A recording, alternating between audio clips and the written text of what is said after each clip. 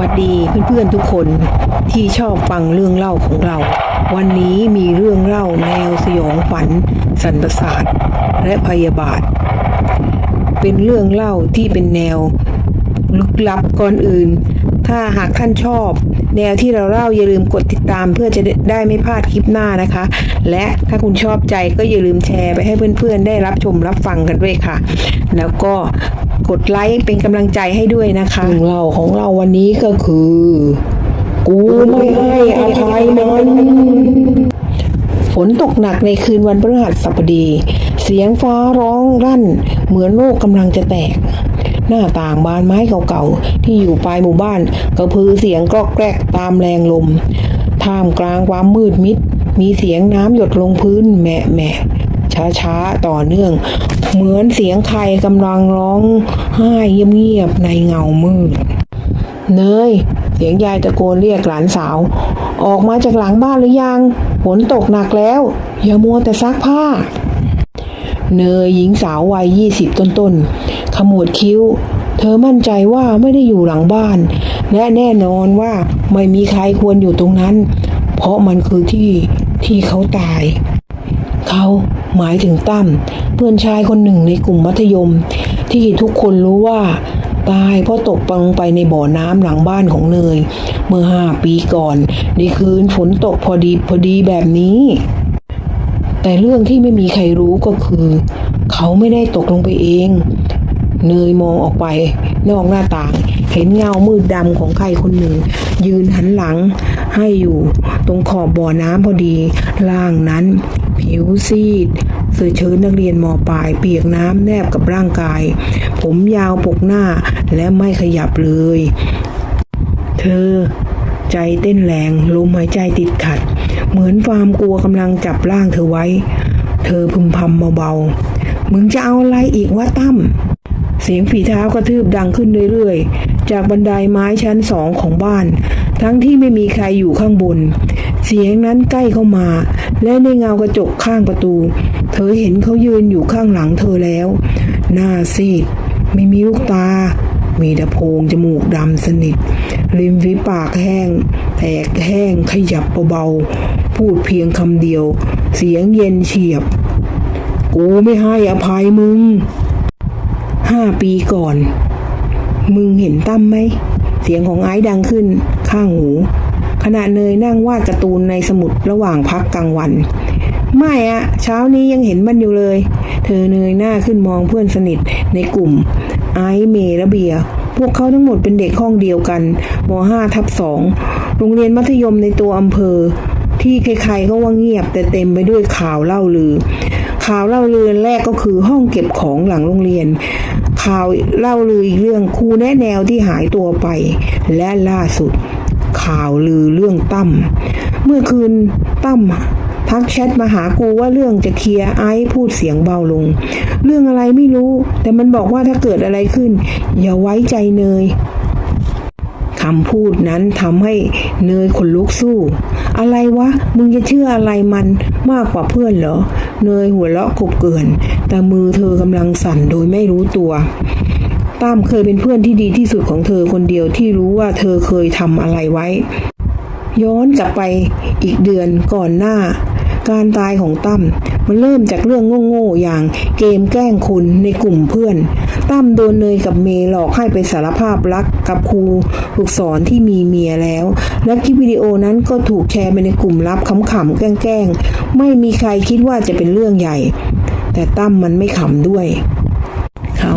เริ่มไม่มาพบเพื่อนตัดขาดจากกลุ่มไลน์พูดคนเดียวในห้องเรียนและเขียนอะไรแปลกๆลงในสมุดเช่นพวกมันฆ่ากูที่เสียงหัวเราะและถ้ามันยังหัวเราะอยู่กูก็ยังอยู่เนยเคยเจอสมุดเล่มนั้นหลังห้องเรียนเธอฉีกมันทิ้งเธอคิดว่ามันจบแล้วแต่คืนนั้นเองที่เธอเจอตั้มหลังบ้านเปียกโชกร้องไห้และพยายามพูดอะไรบางอย่างเธอผลักเขาเธอไม่คิดว่าเขาจะล้มเธอไม่คิดว่าหลังมันคือขอบบ่อน้ำเธอไม่คิดว่าเสียงตึ๊บที่ตามมาคือเสียงสุดท้ายของเขาและเธอก็ไม่คิดว่าเขาจะกลับมาณคืนหนึ่งของเงาวิญญาณของตั้มปรากฏขึ้นอีกครั้ง เนยสะดุ้งตื่นจากฝันร้ายเหงื่อเปียกชุ่มหลังเสื้อเปื้อนดินเล็กน้อยอย่างน่าประหลาดเมื่อลุกขึ้นเธอพบสมุดบันทึกเก่าๆปกสีดำวางอยู่ปลายเตียงมันคือเล่มเดียวกับที่เธอเคยฉีกทิ้งไปหรืออย่างน้อยเธอคิดว่าฉีกมันไปแล้วหน้าแรกเขียนด้วยลายมือตั้มถ้ามึงได้อ่านกูคงตายไปแล้วแต่ความจริงยังไม่ตาย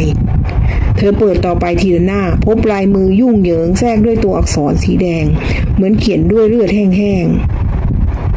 ๆหน้า13ที่บันทึกทุกคนคิดว่ากูเสียสติแต่กูเห็นมันตอนกลางคืนใต้ห้องเก็บของมันไม่ใช่คนมันเป็นของที่ถูกฝังไว้พวกมันรู้และเลือกจะเงียบพลิกไปหน้าที่27ถ้ากูพูดกูก็จะหายไปครูพงษ์รู้แต่ครูพงษ์หายตัวไปเมื่อปีที่แล้ว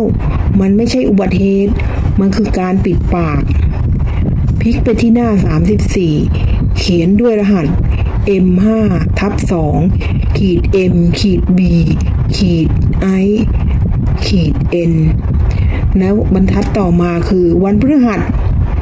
บ่อน้ำกลุ่มแผนเสียงหัวเราะหน้า35มีเพียงคำเดียวกลางหน้าว่าบาปเนยนั่งนิ่งสมุดในมือสั่นสิ่งที่ทำให้เธอสะดุดใจที่สุดคือรหัสในหน้า34 M5/2-MBIN เธอรู้สึกเหมือนเคยเห็นมันมาก่อนมันหมายถึงเมเบียไอและเนยมันคือชื่อย่อของทั้ง4คนกลุ่มเพื่อนที่อยู่ในเหตุการณ์วันนั้นแล้วคำว่าวันพฤหัสบ่อน้ำกลุ่มแผนเสียงหัวเราะล่ะเหมือนตั้มกำลังบอกว่าวันพฤหัสนั้นมันไม่ใช่อุบัติเหตุมันคือแผนของใครบางคนในกลุ่มในตอนสุดท้ายของสมุดมีรูปถ่ายโพลารอยด์แปะอยู่เป็นภาพถ่ายจากมือถือเมื่อ5 ปีก่อนแสดงให้เห็นว่าตั้มยืนอยู่คนเดียวที่บ่อน้ำแต่เงาในพื้นน้ำสะท้อน5 คนหนึ่งในนั้นไม่ใช่ใครในกลุ่มแต่มันคือเงาคล้ายครูพงษ์ผู้ที่ทุกคนเชื่อว่าหายตัวไปหลังจากที่เนยเจอสมุดของตั้มเธอเริ่มตั้งคำถามกับอดีตมากขึ้นโดยเฉพาะครูพงษ์ครูแนะแนวที่หายตัวไปอย่างลึกลับเมื่อปีก่อนที่ตั้มจะตายไม่มีใครรู้ว่าเขาหายไปไหนโรงเรียนรายงานว่าลาออกกระทันหันแต่ไม่เคยมีหลักฐานไม่มีใครเคยเห็นใบลาออกไม่มีใครเคยเจอของใช้เขาถูกเก็บแต่มีบางอย่างถูกซ่อนไว้ในห้องเก็บของหลังโรงเรียนคืนวันศุกร์เนยแอบเข้าไปยังอาคารเรียนล้างหลังเลิกเรียนเธอใช้กุญแจเก่าที่เคยเก็บไว้ตั้งแต่ตอนเรียนม.5 ขายห้องเก็บของเล็กๆใต้บันไดซึ่งเคยเป็นที่นั่งเล่นลับของกลุ่มเพื่อนกับกลุ่มเธอกับเพื่อนกลิ่นอับชื้นเหมือนสิ่งของถูกทิ้งไว้นานหลายปีเธอใช้ไฟฉายมือถือส่องไปรอบห้องหลังตู้เก็บอุปกรณ์กีฬาเธอเจอกล่องไม้ผุใบหนึ่งบนฝากล่องเขียนไว้ด้วยลายมือผู้ใหญ่ว่าไม่ใช่ทุกบาปจะได้รับการให้อภัยโดยเฉพาะบาปที่ทำกับเด็กที่ไร้เสียงเธอเปิดมันออกข้างในคือสมุดบันทึกอีกเล่มหนึ่งคราวนี้เป็นของครูพงษ์สมุดบันทึกของครูพงษ์เธอพลิกไปหน้าที่9มีเด็กชื่อตั้มเข้ามาหาข้าตอนเย็นบอกว่ามีเรื่องบางอย่างจะสารภาพเขาร้องไห้บอกว่าทำสิ่งที่เกินให้อภัยเขาถูกกลั่นแกล้งตะโกนแกล้งกับหัวเราะข้าบอกเขาว่าจะช่วยแต่ข้าก็สายไปบันทึกหน้าที่14มีบางอย่างผิดปกติในกลุ่มม.5/2 กลุ่มเพื่อน4 คนมีบางคนในนั้นวางแผนไม่ใช่แค่เรื่องล้อเล่นข้าสงสัยว่าการกลั่นแกล้งนั้นเป็นแผนจงใจข้าเริ่มตามเรื่องแล้วเริ่มฝันประหลาดพลิกไปหน้าที่27เมื่อคืนข้าฝันว่าอยู่ในบ่อน้ำมีเงา5 คนล้อมรอบข้าเสียงหนึ่งพูดว่าถ้ามึงช่วยมันมึงจะลงไปแทนข้าตื่นมากับคราบดินที่เท้าทั้งที่อยู่ในห้องพักครูเนยหน้าเผือดเธอกัดริมฝีปากแน่น หน้าสุดท้ายของสมุดครูพงษ์มีแผนที่ร่างไว้ด้วยปากกาแดงเป็นแปลนโรงเรียนและมีจุดกากบาทที่หลังโรงเรียนใต้ต้นโพเก่าๆมีโน้ตเล็กๆเขียนไว้ว่าข้าฝังมันไว้ตรงนี้ก่อนที่มันจะฝังข้าขณะเนยเงยหน้าขึ้นจากสมุดเสียงบางอย่างดังขึ้นในมุมมืดของห้องเสียงกระซิบที่ฟังเหมือนเสียงตั้มไม่ใช่แค่พวกมึงครูมันก็บาปไฟฉายดับปั๊บ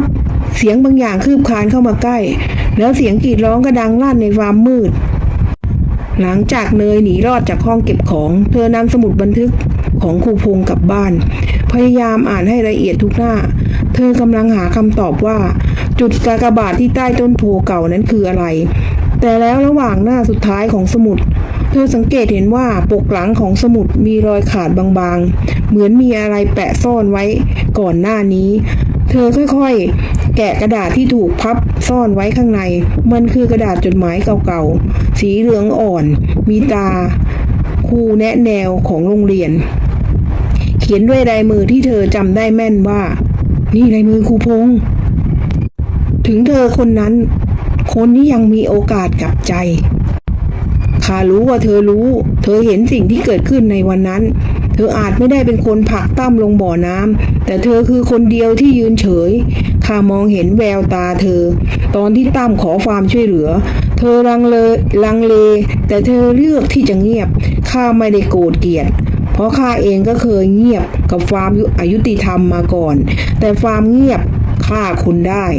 คืนนั้นข้าจะเอาหลักฐานทุกอย่างไปฝังไว้ใต้ต้นโพเธอรู้ว่ามันอยู่ไหนถ้าเธอยังมีหัวใจก็ไปขุดมันขึ้นมาก่อนที่บางอย่างจะขุดเธอแทนจงจำไว้ตั้มไม่ใช่ผีเขาคือความทรงจำที่พวกเธอเลือกจะลืมแต่เขาไม่ลืมลงท้ายครูพงษ์เนยชะงักในใจเธอเริ่มปั่นป่วนจดหมายนี้เขียนถึงใครเธอคนนั้นที่ครูพงษ์พูดไม่ใช่เธอใช่ไหมหรือเป็นเมย์ที่ดูนิ่งผิดปกติหลังเหตุการณ์นั้นหรืออาจเป็นไอซ์ที่อยู่ในกลุ่มแต่ไม่เคยพูดเรื่องตั้มอีกเลยหรือบางทีอาจเป็นเบียร์ที่เคยแอบชอบตั้มอย่างเงียบๆมักจะเป็นคนเงียบในกลุ่มเนยโทรหาเพื่อนทั้ง3 คนนัดพวกเขาไปเจอกันที่ใต้ต้นโพคืนนั้นเธอบอกแค่ว่ามีเรื่องต้องสารภาพเธอไม่ได้บอกว่าคืนนั้นเธอจะขุดความจริงขึ้นมาแต่เธอก็ไม่รู้เลยว่าบางอย่างตื่นก่อนเธอเสียแล้วฝนเริ่มตกพรำๆตอนที่เนยมาถึงใต้ต้นโพหลังโรงเรียนเธอถือพวกกับไฟฉายไว้แน่นมือเปียกเหงื่อมากกว่าน้ำฝนไอซ์เมย์และเบียร์มาทีละคนไม่มีใครถามอะไรมากบรรยากาศมันอึดอัดจนแม้แต่เสียงลมหายใจก็ดูเสียงดังเนยมึงจะเล่าได้ยังเบียร์ถามเบาๆเนยคือน้ำลายมองไปรอบต้นโพที่ตรงนั้นครูพงษ์เคยฝังอะไรไว้ฝังอะไรเมย์ถามความจริงเนยตอบแล้วตั้มก็ตามหามันอยู่เธอเริ่มขุดดินนิ่มกว่าที่คิดเหมือนเพิ่งถูกฝังไม่นานเสียงพั่วกระทบดินดังกึกเธอเจอบางอย่างกล่องเหล็กผุเก่าๆกำลังจะหยิบขึ้นมาแต่เบียร์พูดขึ้นว่าเดี๋ยวไอ้ไปไหนทุกคนชะงักพวกเขามองไปรอบใต้ต้นโพไอ้หายไปแล้วไม่มีเสียงเดินไม่มีเสียงเรียกไม่มีอะไรเนยส่องไฟฉายไปรอบๆไม่มีรอยเท้าไม่มีอะไรแสดงว่าเขาเดินหนีไปเหมือนว่าเขาละลายไปกับความมืดมันแกล้งเล่นหรือเปล่าเมย์ถามแต่เสียงเธอสั่นเบียร์เริ่มตะโกนไอ้มึงอยู่ไหนไม่มีเสียงตอบมีเพียงเสียงกระซิบเบาๆจากยอดต้นโพคนที่ไม่พูดจะถูกกลืนไปก่อนเมย์ร้องเสียงหลงเนยชะงักเพราะนั่นคือคำเดียวกับที่ตั้มเคยเขียนในสมุดบันทึกพวกเขาเปิดกล่องออกข้างในมีแฟลชไดรฟ์มีแต่แค่ไฟล์เดียวชื่อ M5-2-Final .mp4 เนยเสียบเข้ากับโน้ตบุ๊กที่พกมาด้วยภาพในคลิปก็คือกล้องวงจรปิดจากด่านฟ้าโรงเรียนคืนวันพฤหัสคืนที่ตั้มตายในคลิปนั้นตั้มยืนอยู่คนเดียวตรงขอบบ่อน้ำแต่ไม่ใช่อุบัติเหตุเขาถูกผลักใบหน้าคนที่ผลักชัดเจนคือไอซ์เนยกับเพื่อน2 คนตะลึงงันเมย์น้ำตาร่วงเบียร์สะบดเสียงสั่นไอ้มึงทำ แล้วพวกเขาก็ได้ยินเสียงฝีเท้าเปียกน้ำเดินบนรอบต้นโพกลิ่นดินเปียกโชยแรงเงาร่างคนตัวสูงใหญ่ยืนอยู่ห่างไปไม่กี่เมตรใช่เป็นไอซ์แต่หน้าซีดตาเป็นโพรงดำในมือถือตุ๊กตาผ้าเก่าๆของตั้มเขายิ้มแล้วพูดเสียงเบาๆมึงรู้แล้วสินะงั้นมึงก็ต้องอยู่กับมันเหมือนกูไฟฉายจากหน้าจอแล็ปท็อปไฟที่ฉายจากหน้าจอแล็ปท็อปกระพริบดับกระพริบดับลมพัดแรงผ่านเหมือนใครเปิดประตูมิติจากนรกเสียงหัวเราะเย็นเงียบเริ่มดังจากเงามืดใต้ต้นโพไงล่ะเนยเห็นหรือยังไอเดินออกมาจากเงามืดแต่ไม่ใช่เขาอีกต่อไปหน้าซีดเหมือนศพตาไร้แววมือแข็งเกร็งผิดธรรมชาติที่มุมปากมีน้ำเป็นคราบสีดำไหลเป็นทางเสียงที่พูดออกมานั้นไม่ใช่ของเขามันเหมือนเสียงของตั้มกูไม่เคยขอให้ใครฆ่ากูจะขอให้หยุดหัวเราะแต่ไม่มีใครหยุดแล้ววันนั้นกูจะเป็นคนหยุดเสียงพวกมึงเองเนยถอยหลังมือสั่นจนจับอะไรไม่อยู่แต่ตั้มมึงต้องการอะไรเธอตะโกนถามแม้แต่เสียงสั่นจนแทบพูดไม่ออกร่างของไอซ์หรือตั้มเงยหน้าช้าๆตาดำไร้ขอบมองเธอเขม็งก่อนตอบกูต้องการให้พวกมึงเจ็บเหมือนที่กูเจ็บและเริ่มจากมึงเลยเนยขณะนั้นเองเสียงจากเมย์ก็ดังขึ้นมาเบาน้ำตาไหลพรากมันไม่ใช่ความผิดของเนยคนเดียวมันคือพวกเราทุกคนกูก็อยู่ตรงนั้นแต่กูไม่ได้ทำอะไรเลยเบียร์ก็หัวเราะเสียงดังสุดไอ้แม่งผลักมึงจริงๆเธอเดินเข้ามาหาเนยยื่นมือมาแตะไหล่เบียร์ก็เงียบหน้าซีดเป็นกระดาษดูเหมือนร่างตั้มจะหยุดเคลื่อนไหวไปชั่วขณะกูแค่อยากได้คำพูดนี้คำพูดจากปากพวกมึงเองจากนั้นร่างไอซ์ทรุดลงกับพื้นหอบหายใจเขาร้องไห้ออกมาโดยไร้เสียงตาค่อยๆกลับมามีแววมนุษย์อีกครั้งแต่ก่อนที่ทุกอย่างจะสงบเสียงหนึ่งดังขึ้นจากกล่องที่ขุดออกมามันไม่ใช่คลิปมันไม่ใช่เสียงของใครในนั้นพวกมึงคิดว่ามันจบแล้วเหรอนี่แค่บทแรกของบาปที่ไม่มีวันลบหน้าจอโน้ตบุ๊กติดขึ้นมาเองอีกครั้งภาพที่เกิดขึ้นห้องแนะแนวเมื่อ6 ปีก่อนครูพงษ์นั่งอยู่ในเงามืดและตรงหน้าก็คือเด็กชายอีกคนหนึ่งที่หน้าคล้ายตั้มมากแต่ไม่ใช่ตั้มเด็กชายในคลิปพูดเสียงเบาๆผมกลัวครับครูผมไม่อยากเล่นเกมนั้นอีกแล้วเพื่อนในห้องมันบังคับมันปิดประตูห้องน้ำแล้วถ่ายคลิปผมครูพงษ์ทำหน้าคุ้นคิดก่อนเดินไปปิดประตูห้องแนะแนวเสียงล็อกประตูดังแกลกไม่เป็นไรครูจะช่วยเองขอแต่เธอไม่พูดเรื่องในห้องนี้ให้ใครฟังแล้วภาพก็ตัดเป็นสีดำเสียงกรีดร้องของเด็กชายแว่วอยู่ในคลิปสั้นๆเสียงตั้มดังขึ้นในหัวของเนยมึงคิดว่ากูฆ่าตัวตายเพราะมึงแกล้งกูเหรอมันแค่จุดเริ่มต้นครูพงษ์แม่งไม่ได้ช่วยใครเลยมันคือคนสุดท้ายที่กูเจอในคืนที่กูตายเนยตัวแข็งทื่อความจริงเริ่มชัดเจนครูพงษ์คือคนบงการเกมกลั่นแกล้งให้เด็กบางคนเป็นเหยื่อทดลองความเงียบปล่อยให้เด็กแกล้งกันแล้วดูว่าใครเงียบได้นานที่สุดเด็กที่พูดหายตัวเด็กที่ทนกลายเป็นผีและตั้มก็คือเหยื่อสุดท้ายที่พูดเลยต้องถูกปิดปากคืนนั้นตั้มไม่ได้ตกน้ำเขาถูกครูพงษ์ลากไปฝังทั้งเป็นสิ่งที่ไอซ์ผลักลงน้ำคือหุ่นจำลองที่ใช้หลอกกลุ่มเพื่อนๆให้เงียบและในสมุดบันทึกของตั้มแท้จริงแล้วครูพงษ์เป็นคนปลอมแทรกคำบางคำลงไปเพื่อเบี่ยงเบนความจริงแต่คำสาปของตั้มมันย้อนกลับมาเล่นงานทุกคนที่ไม่ได้พูดความจริงใต้ต้นโพตอนที่เนยกับเมย์จะฝังกล่องคืนลงดินเสียงโทรศัพท์ของเบียร์ดังขึ้นจากเบอร์ที่ตายไปแล้วคือเบอร์ของตั้มตอนนี้ก็เหลือแค่2 คนที่ยังไม่ได้สารภาพแต่ไม่ต้องห่วงครูจะพาไปหาครูพงษ์เองจากนั้นเมย์ร้องกรี๊ดก่อนจมหายไปในหลุมดินทั้งที่ยังมีชีวิตเบียร์ล้มลงดิ้นกระดุกกระดิกก่อนนิ่งสนิทเนยเหลียวหลังที่ข้างหลังเธอร่างของครูพงษ์ยืนอยู่ครึ่งตัวบนผุเหมือนศพในมือนั้นถือสมุดบันทึกปกดำเล่มเดิมเงียบพอหรือยังเนยคราวนี้มึงจะได้มีโอกาสพูดจะไม่มีโอกาสพูดอีกเลยกูไม่ให้อภัยมึง หลายปีผ่านไปโรงเรียนเปลี่ยนชื่อใหม่ต้นโพถูกตัดทิ้งแต่ทุกคืนวันพฤหัสกล้องวงจรปิดจับภาพเด็กนักเรียน4 คนยืนหัวเราะเบาๆรอบบ่อน้ำเก่าและใครก็ตามที่หัวเราะกลับจะหายไปโดยไม่มีเสียงและไม่มีใครกล้าถามถึงพวกเขาอีกเลย